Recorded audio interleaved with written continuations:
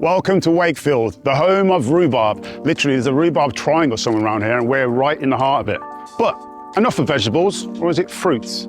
Vegetables. Wakefield is also home to this highly interesting and somewhat controversial Porsche 993 Turbo.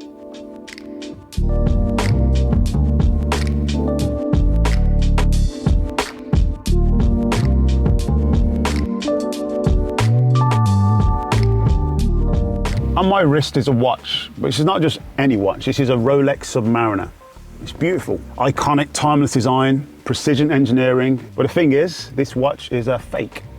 Here's the thing. I bought this watch when I was 15 years old because I couldn't afford the real one. I can't afford one now, but that's beside the point. My point is that the product existed, but it was out of my reach, so I bought an imitation. Questionable behavior, for sure, but simple motivations, a desire for status without the high cost. But what if you have the money, the opportunity, and the allocated slot for the Rolex watch or desired product, only to find out that the product doesn't fit your needs, your lifestyle, or your bespoke requirements? And what if that product was the Porsche 993 GT2? What would you do then? Well, in the words of Grand Design's Kevin McLeod, you build.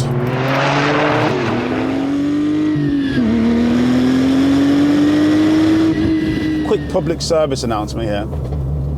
This is not my world. I'm new to this world. Literally, I was the guy watching YouTube videos and studying them. And now I'm driving said cars and making said YouTube videos. Driving this today is incredible. Absolutely incredible. So yeah, if you're watching this video at home and wondering what is it like to drive this car, I'm going to try and be as real and as honest as possible. It feels very friendly at these speeds, like I'm doing 25 miles an hour, driving through a town. It's comfortable, the steering's very direct, the gearbox is easy, the clutch is actually quite light. It feels like you know where you are with this car, but then it shifts. It changes very rapidly, and specifically at 4,000 RPM.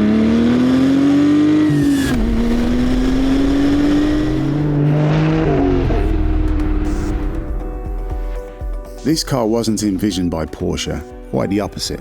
The GT2, or to be precise, the GT, as it was officially named, was a homologation model. So it was essentially a GT2 race series car for the road. It was lightweight, had rear-wheel drive, bigger turbos, wider track, and a massive wing at the back. It wasn't meant to have rear seats, a sunroof, and God forbid four-wheel drive, but this car does. You see, there's an interesting story to this car, and it's one of defiance and bravery. So, headlines, what are we looking at here? 3.6 litre flat six engine, twin turbocharged, around 430 brake horsepower, 0 to 60 in around 3.9 seconds, and a top speed of, well, let's just say 190 miles an hour. It's fast. It's brutally fast. I've been driving this car all day now, and I've gotten used to it. But it kind of reminds me, it's like a friend that you trust. You know, you go out with your mate, and you're having a few drinks, and everything's all good. But then they start doing shots, and they start getting a bit leery. And next thing you know, things turn red, and you end up in a police cell overnight. That's what this car is like. It kind of tricks you into thinking it's placid when it's not. If anything, this car is too fast. It's scary. I mean, I just put my foot down. I mean, right now we're stuck in traffic, but honestly, believe me, I've just put my foot down and we got to like 4,000 RPM, and the shunt from the turbo it's brutal. It's absolutely brutal.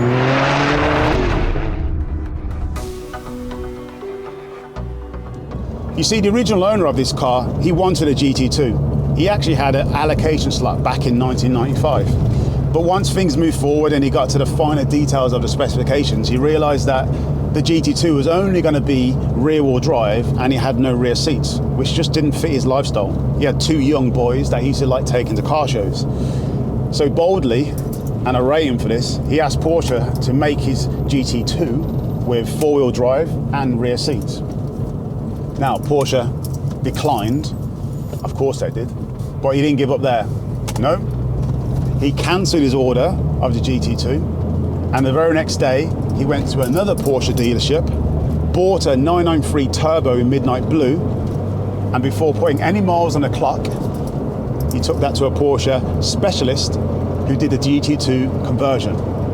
And that brings up an interesting discussion topic, modification and fettling, which is at the core of all of this. Because DIY modifications on Porsche, it's synonymous, they're ingrained within the culture. But when you think of other marques like Lamborghini, Ferrari, or even Aston Martin, this type of thing wouldn't really fly. I mean, of course there are your niche outliers that are doing that, but generally speaking, it doesn't really fly.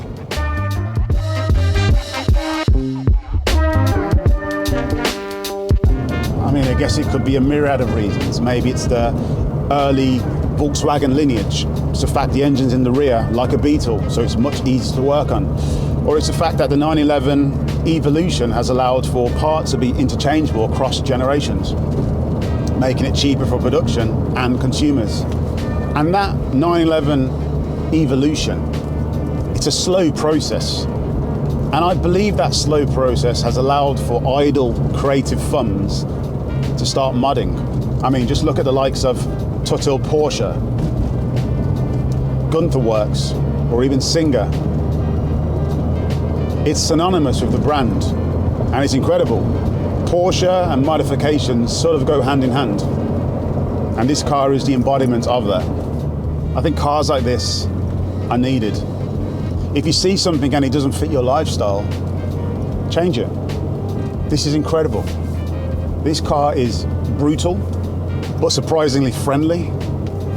4-wheel drive, aircon, huge wing, wide track. It's a beast. So what is this car then? It's not a GT2. It definitely is a turbo, but it's got a bit more to it than just a standard turbo. I mean, we've got the wider track like a GT2. We've got the arch extensions. We've got the huge rear wing. And we've got the bigger turbos and the whole suspension geometry. So it's got all the best elements of a GT2, but with practicality. We have 4-wheel drive and we have rear seats. So I like to think this is a bit of a GT2 touring recreation, homage.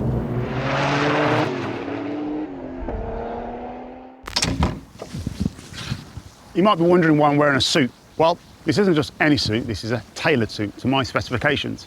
You know, I chose the colour, I chose the buttons, I chose the length of the jacket, I even chose the size of the lapels and the rollers on the trousers, which are probably too short. But this is my suit and it's tailor-made, very much like this car and how it was tailored for the original owner's lifestyle. In many ways, this is reflected in society today. The pursuit of a bespoke experience is a reaction to a world where mass-produced, one-size-fits-all products are everywhere. The original owner of this car didn't like what he saw on the shelf at Porsche, so instead he had his own tailor-made. He didn't do it for clout, for the car community, or as a homage to Porsche. He did it because he wanted to drive it with his 2 boys in the back. I hope they got to do loads of shows together. I think that would have been pretty spectacular. Now, if I could just get this Rolex to tell the right time. I left the rhubarb crumble in the oven. As they say in Yorkshire, I'll survey.